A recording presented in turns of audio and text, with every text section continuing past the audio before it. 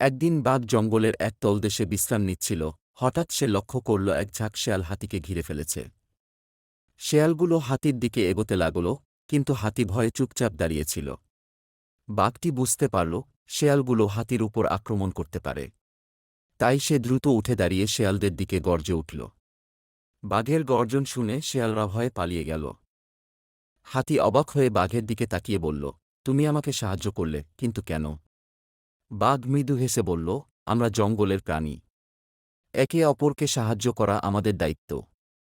তারা একসঙ্গে খাবার ও পানি খুঁজতে বের হল।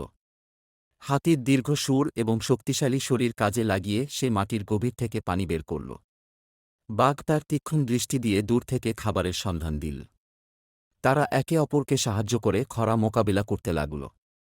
একদিন বাঘ এবং হাতি মিলে এমন একটি জায়গায় পৌঁছল যেখানে প্রচুর পানি এবং সবুজ গাছপালা ছিল। তারা বুঝতে পারল জঙ্গল আবার সবুজ হয়ে উঠবে। বাঘ এবং হাতি একে অপরকে ধন্যবাদ দিল, কারণ তাদের বন্ধুত্বের জন্যই তারা এই বিপদ কাটিয়ে উঠতে পেরেছে।